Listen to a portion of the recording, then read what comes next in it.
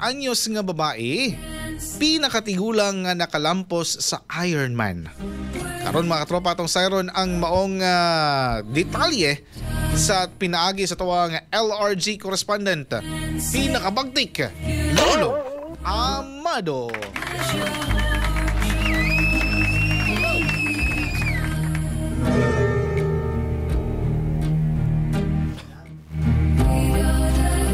Salamat kayo sa kinakusgan nga bagitang Papa Jess. Usa ka 80 anyos nga babae sa US ang nakahimo og kasaysayan human nahimong labing tiguang nga tawo nga nakakompleto sa Ironman 140.6 World Championship sa babae nga kategorya. Lamang babae nga si Natalie Gribeau.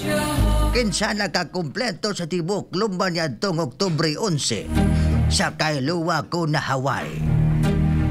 Mahimo si Gribeau og record nga 16 ka oras, 45 minutos og 26 ka segundos. Nadaog usab niya ang unang pwesto sa babae nga 80 to 84 nga grupo sa edad. Ang lumba sa Ironman usa ka pinakalisod nga pagsuway sa paglahutay sa kalibutan. Nga naglangkob sa 3.9 kilometros nga paglangoy, 180 kilometros nga pagbisikleta, o 42 kilometro nga pagdagan. Ang nakanindot pa sa istorya ni Natalie kay nagsugod siya sa iyang triathlon career. Yadtong 60 anyos pa siya. Giyangko na niya nga nakakaton lang siya sa paglangoy sa edad nga 59.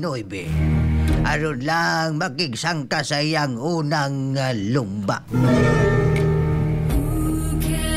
Nahibaluan niya ang labing tigulang nga babae nga nagkatapos sa usa ka World Championship mao ang 78 anyos. Mao nga iyang gibutang ang iyang kaugalingon nga hagit sa pagtapos nini sa edad nga 80. Sa iyang 21 ka tuig isip usa ka triathlete, nakakompleto siya og 16 ka bug-os nga Ironman nga mga lumba. Sumala pa sa organisasyon sa Ironman na ang kalampusan ni Natalie nagpakita nga ang determinasyon walay mga limitasyon o ang iyang istorya o sa ka-inspirasyon sa milyon-milyon ng mga tao sa tibuok kalibutan.